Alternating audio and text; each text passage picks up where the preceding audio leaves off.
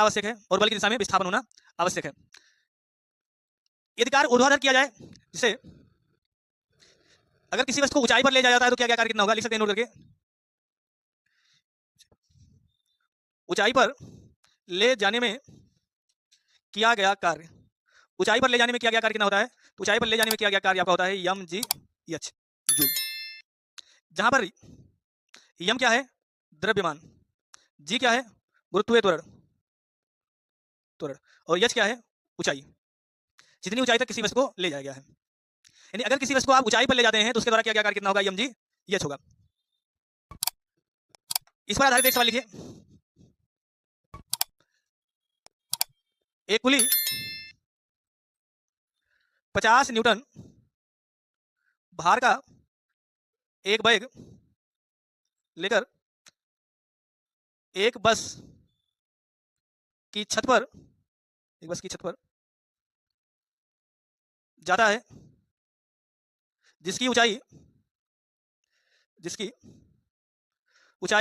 ऊंचाई 10 मीटर है, तो कुली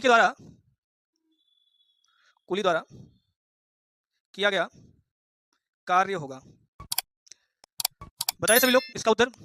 एक कुली 10 न्यूटन भार का एक बैग लेकर एक बस की छत पर जाता है, जिसकी ऊंचाई 10 मीटर है, तो कुली द्वारा किया गया कार्य कितना होगा।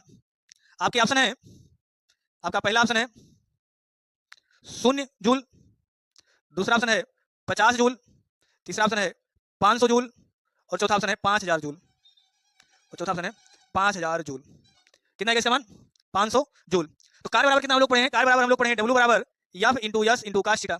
यहाँ से भी आप सवाल लगा सकते हैं, या भी हमने क्या बताया कि अगर किसी वस्तु को आप ऊंचाई पर लेके जाते हैं तो किया गया कार्य कितना होगा, तो किया गया कार्य कितना होता है, कार्य बराबर आपका होता है यम जी एच। तो यम का मान कितना है, या यम जी का मान कितना है, तो यम जी भार है, यम जी का मान कितना है, तो यम जी का मान आपका है 50 भार न्यूटन, तो 50, और एच का मान कितना है, तो एच का मान है 10, तो मान कितना आ जाएगा 500 जूल।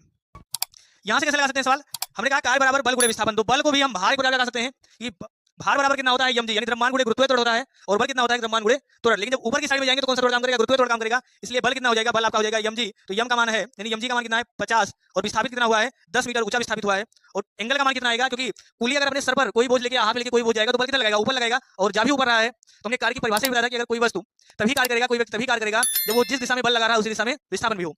इसलिए cos थीटा का मान कितना हो जाएगा 0 अंश, और cos 0 का मान कितना होता है, cos 0 का मान कितना होता है 1, इसलिए इसका मान कितना आ जाएगा, तो यहाँ से आपका मान आ जाएगा 500 जूल। उम्मीद करते हैं आप सभी को क्लास पसंद आ रहा हो।